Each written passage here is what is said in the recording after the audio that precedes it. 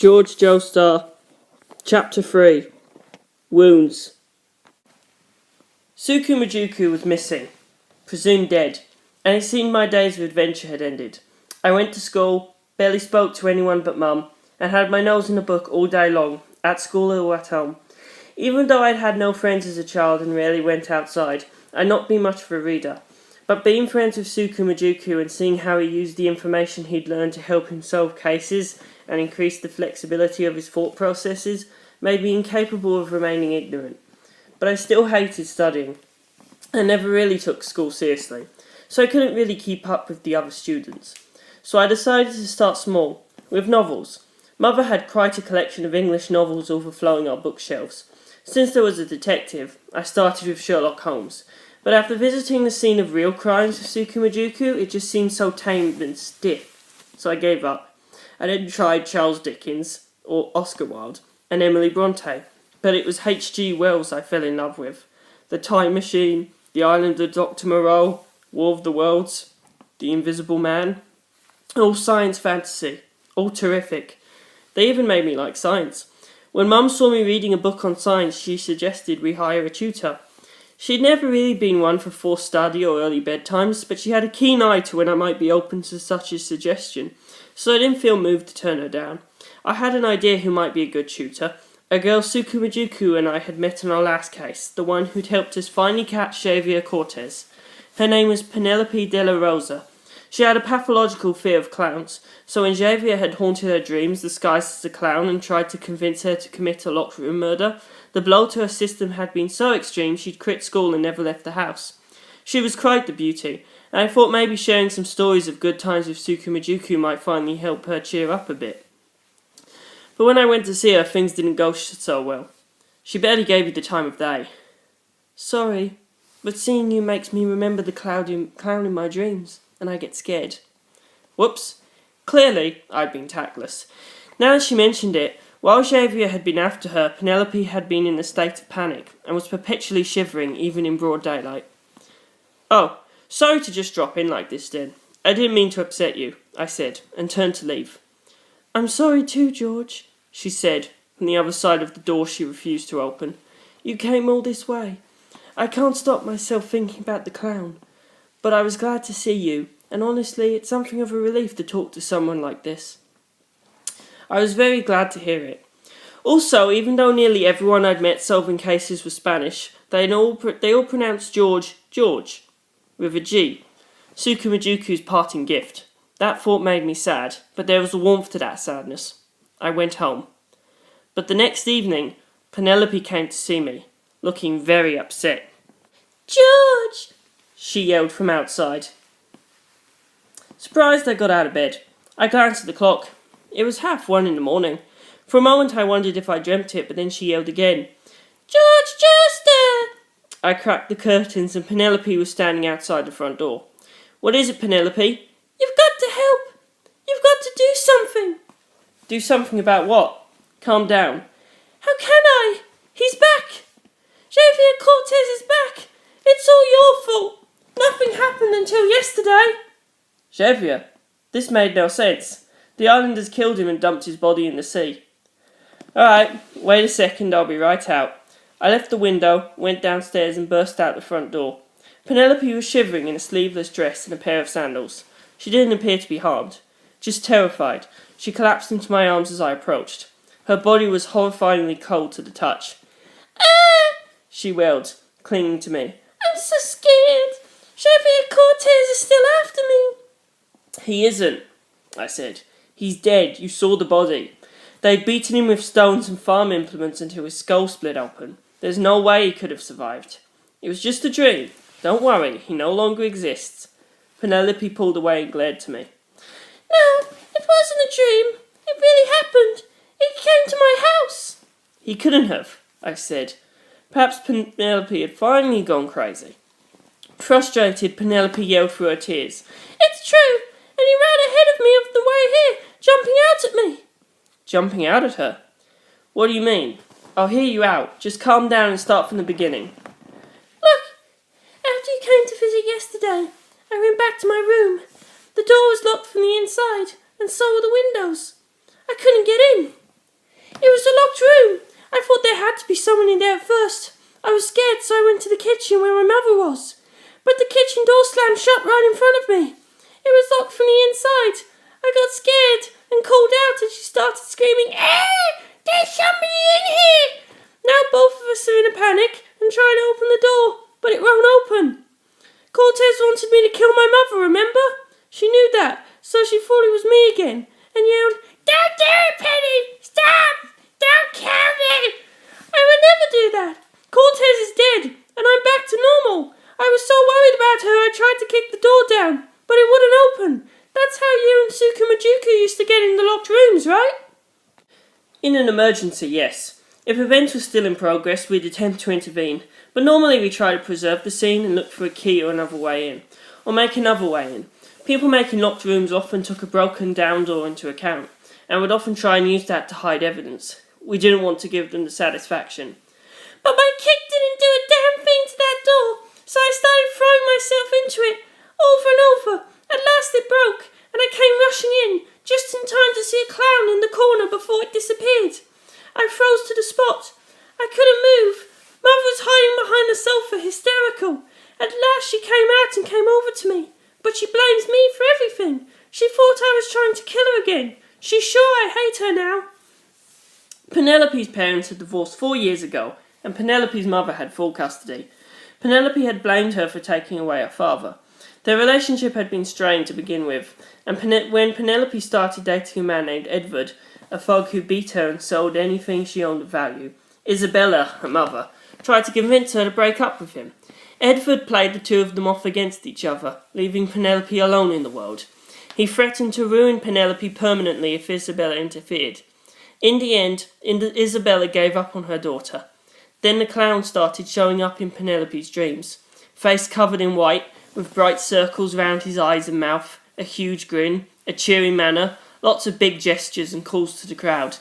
Penelope found his ridiculous nature deeply frightening. She couldn't move, her body covered in a cold sweat, her heart beating so fast it seemed like it was beating right into her brain. She couldn't even look away, and her breathing grew so shallow she was barely conscious enough to think. Occasionally her eyes even rolled back in her head and she fainted, while still asleep and dreaming. The only person she could talk to about this fear had been Isabella. She's the only one I can trust. I finally realised that, but no matter how many times I tell her, she... Penelope started crying again. I have no idea what to do when girls cry. I just stood there awkwardly and waited for her to stop. So, she continued, still crying. I went over to the window where the clown was, very slowly, ready to run, and I found this. She held out a doll, about the size of her palm. It had no clothes and a shapeless face with eyes and a wide open mouth stitched on. The eyes were white circles with no pupils, and there was blood streaming out of the mouth round its chin. There was a hangman's noose tied round its neck. It's... dead! It's supposed to be me, I'm sure. It's a warning. I'm going to die. Someone's going to murder me soon. That won't happen, I said. But I had no basis for this, and Penelope knew that. Still, I thought this was all happening because I thoughtlessly went to see her. Nothing like this had happened before today. Why don't you come in? I said. I led her up on the porch and tried to open the door. It was locked from the inside. Mum? Why had she shut us out? George? Her voice came from inside. Run! What? Open the door, Mum. Suddenly terrified, I began rattling the knob, but the door wouldn't budge. Listen to me, George. You have to run. Mum? Open this door. What's going on? There's a clown in here.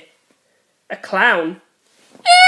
Penelope squeaked. She backed away, almost falling down the 2 steps up to the porch. Oh, George, sorry. I think I brought it with me. This made no sense. Xavier Cortez was dead. I didn't believe in ghosts. Someone living must be doing this.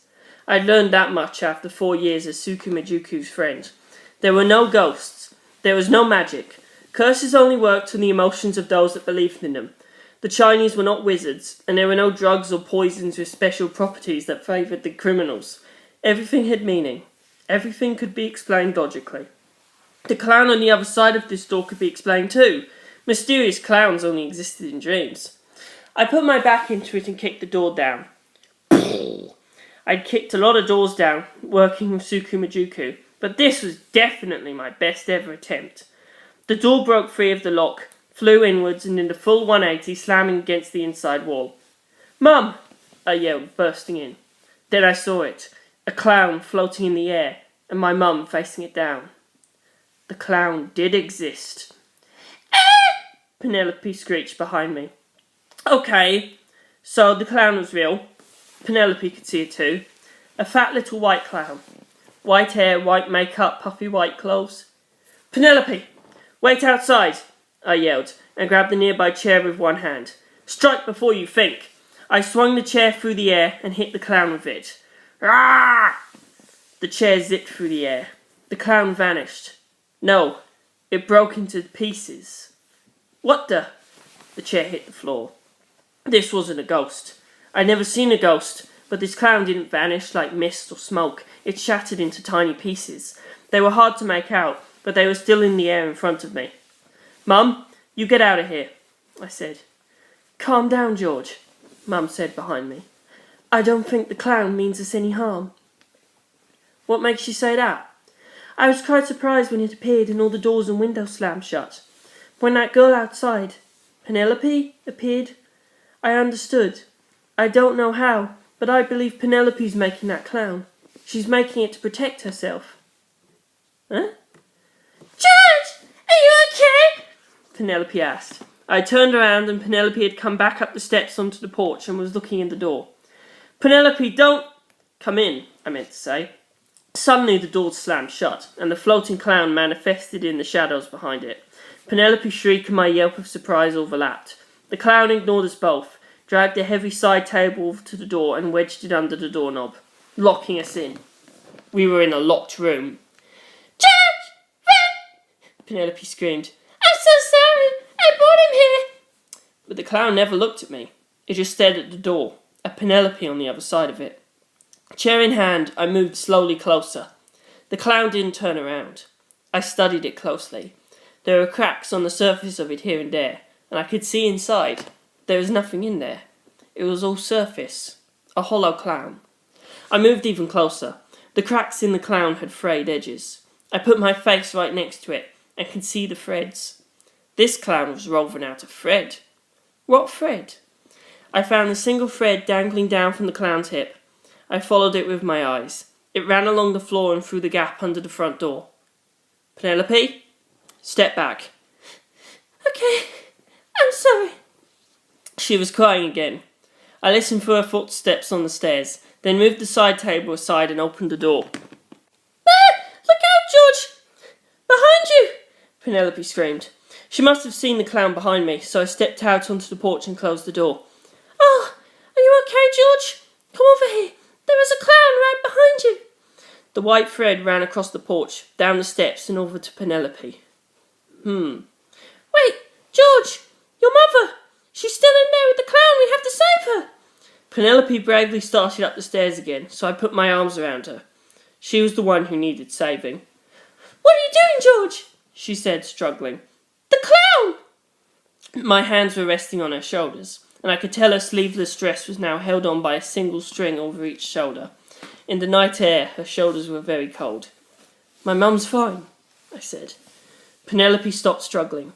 She was still scared and confused, but she was standing still now. My arms were around her, pulling her to me, fighting the force of her fear.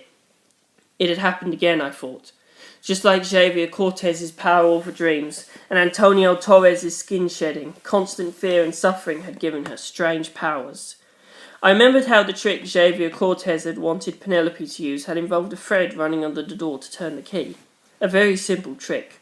It would have bored Sukumajuku to tears, but the fear it had given Penelope was so great, it had led to this mysterious power. I cursed the fear itself silently, holding her close. Eventually the thread from the door dress snapped, a doll in a noose dropped behind the door, and Mum brought it out. I took it, showed it to Penelope, and unravelled it before her eyes. There was a loose thread coming out of the doll's hip, and one tug on that was all it took. The doll came apart that easily. "I know this is hard to believe, but you made all this, Penelope. The clown, the locked room, and this doll. You're much too scared of that clown that wanted you to commit a locked room murder. You couldn't take the constant fear, and it gave you a strange power, the ability to make locked rooms.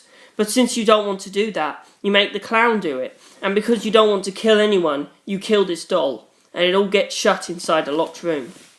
Penelope didn't believe me, of course. She couldn't see inside the physical locked room, or into the depths of her own heart. I just had to hope she'd get used to it in time. But wherever Penelope went, no matter what door she drew in near, her fear slammed it shut, made a locked room, a clown appeared inside, and a doll was hung. And that just fueled her fear. I got used to it quickly enough. I'd never been afraid of clowns or locked rooms.